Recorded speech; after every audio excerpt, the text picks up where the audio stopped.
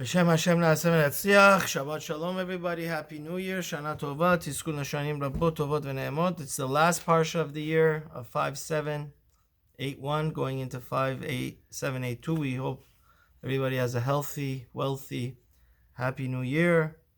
Today we wanted to talk about a bit controversial topic, and that is, where does sexual deviancy come from? Why do people get these crazy ideas like sodomy, like we see so prevalent in today's the movements, like bisexual, transgender. Where do these things come from? So the Torah, it's actually a very sobering Parsha NITZAVIM. Atem NITZAVIM. If we look in the beginning of the Parsha, right after Shlishi, chapter 29, Pasuk 18, Pasuk 18 exactly, and it says, some of the people will say, and I'm reading from the Art Scroll translation, and it will be that when he hears the words of this Torah, he will bless himself in his heart, saying, peace be with me, though I walk as my heart sees fit. So this person, he rejects the Torah. He says, God said something, but I'll do whatever makes me feel good, whatever satisfies my nerves endings, thereby adding watered upon the thirsty. In Hebrew, it means leman safot hara'ava et haseme'ah. Now, one of the most important philosophical, probably the most important philosophical commentary on the Torah is the Ramban, Nachmanides. He explains this phenomenon of why people do super unnatural things, which it defies any logic of why a normal person would do such a thing.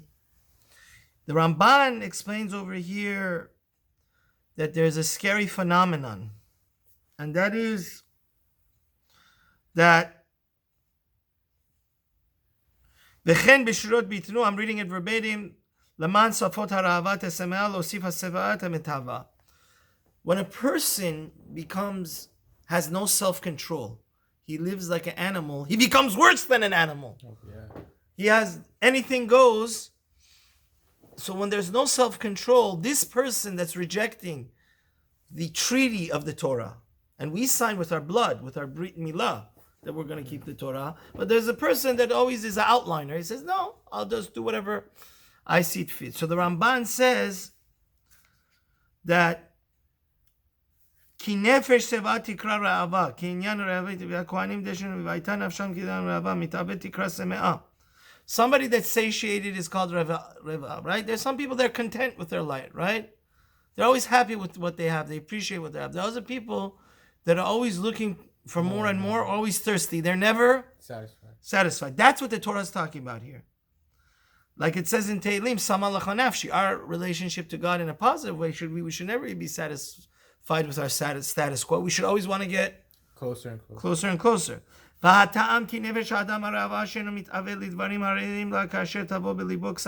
says, in a natural state, you don't want stuff that's like sodomy, homosexuality, stuff that's bisexual, it's not a natural thing for a man to go with a man or a woman to go with a woman.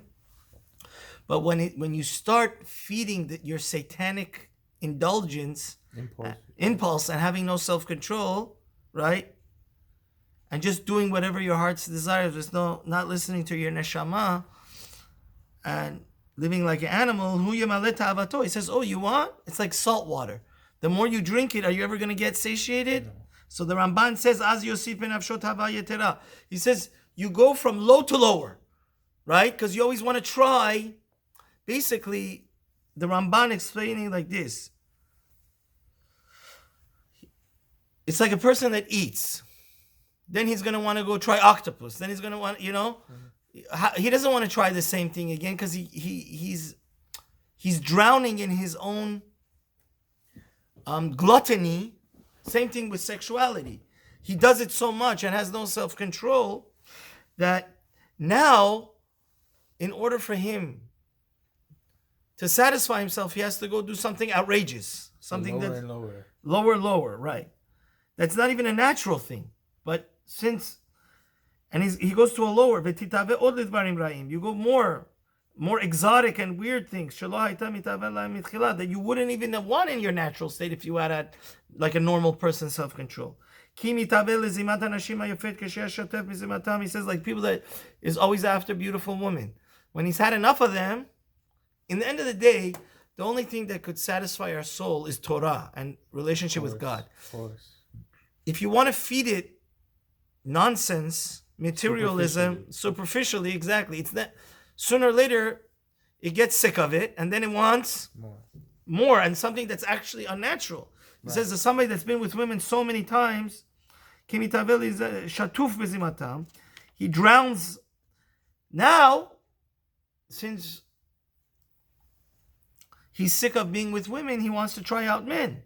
Then he wants to try out animals. Bestiality, the Ramban says. And it says this is with money also. First the guy wants a house that has 10 rooms. Then he wants 20 rooms.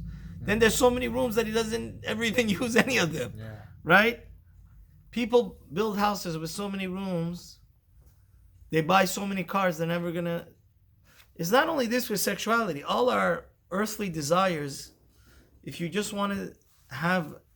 If it's not based on Torah and self-control and ethical and your soul and God, which is his value, our Father in heaven, Avinu Malkeinu, and our King, that tells us how to live the most right life. It's just a jungle, and you do whatever you want. You get sick of this, then you go to this. That's why it's like salt water. It's like, and that's why the Gemara says there is one small organ in a person, is Brit Milah. The Gemara says, Maspio Ra'ev, if you keep it hungry, it's satiated, like a normal person. But Ma'arivo, Maspio Ra'ev. If you give it anything it wants, it's always more hungry. But Ma'arivo Saveya, if you keep it hungry, then it acts like a normal person, and it's what? Satiated. And it says, this is the danger of that person, that it's never enough. And for him, he thinks he's his own God. He doesn't need God. He doesn't need these words of the Torah. He doesn't care about the promise that we made to God on Sinai, and he just goes on his own merry way. Then he gets trapped into this, twilight zone where a lot of the stuff he does doesn't make natural sense. Even by natural physical law, it doesn't make sense why a person should try such a thing. But since he's sick and he needs to go and do that, so he becomes drowned basically in his own desires, and now he has to start doing. And this Ramban is one of the sources that explains us the phenomenon of why people become bisexual. So when it comes to sexuality, that's why we Jews have the halacha of nidah. Less is really what? More. 2 weeks we're on, 2 weeks we're off. When a woman becomes, she bleeds and has her cycle. And I just wanted to say something that is Kabbalistic. First of all, you asked me the question. It's very clear. In the Torah, the sin of homosexuality is, it's very clearly, if we look in this third book of the Torah, Vayikra, Parsha Acharemot, chapter 18, Pasuk 22. It says, one shall not lie with a man as one lies with a woman. It is an abomination. And then later in the Torah, it says the punishment is the death penalty. So some people, you asked me the question, which is true, that what's the argument if the person was born with this? Exactly. So that doesn't explain people that do bisexuality. This Ramban would explain the question why people started hetero and then went to homo and then they're bi, because they're just trying to do anything that feels like what we were just just talking about. Now those other people, Kabbalistically, we could explain that two ways. One thing my Rosh Yeshiva said, which I thought was just amazing insight, is when did this organization start?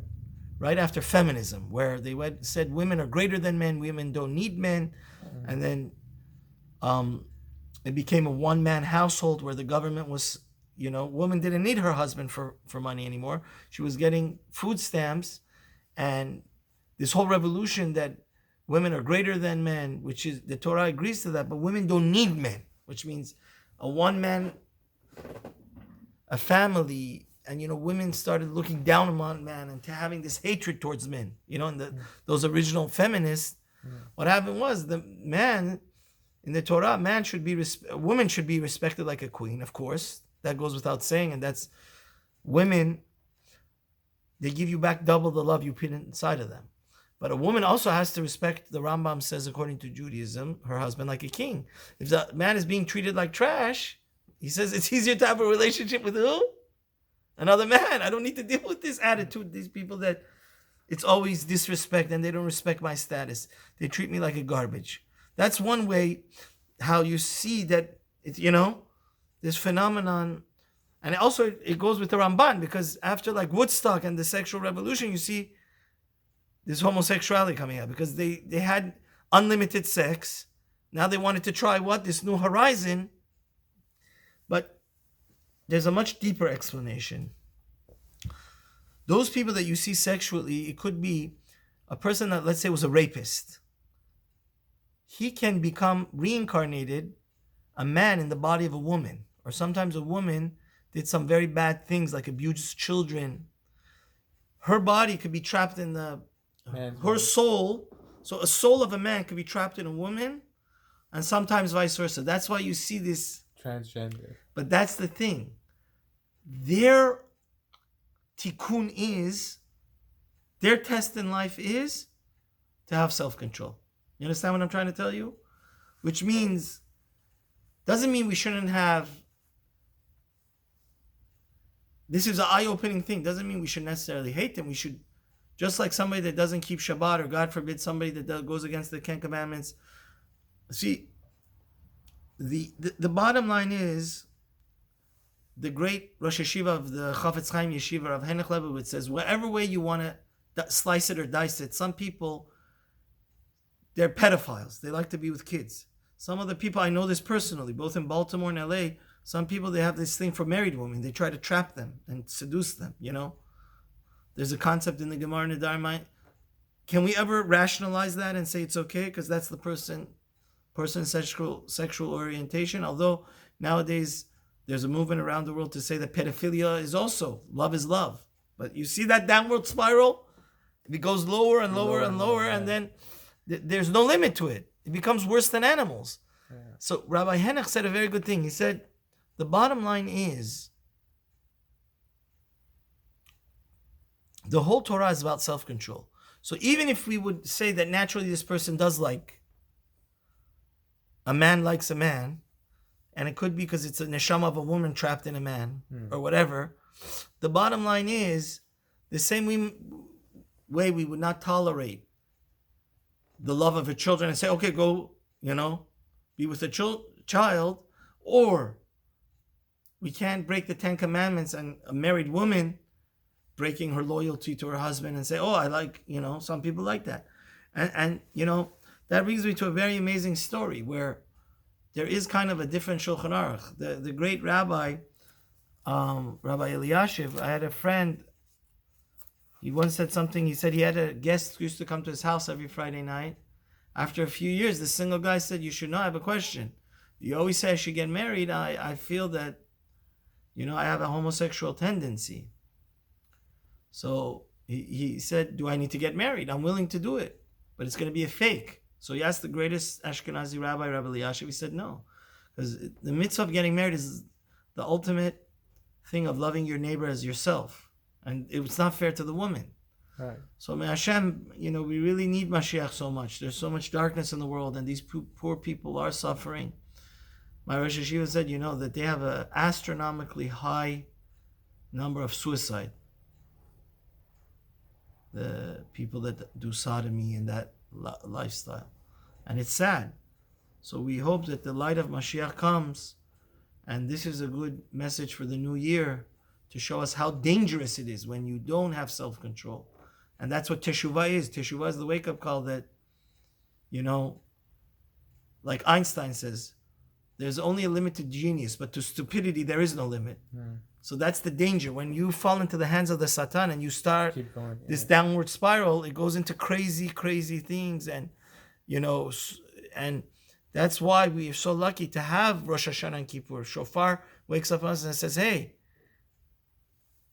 stop that downward spiral, And Kippur brings us back up, and it brings us a new, fresh and new year, which everybody should have one. Amen.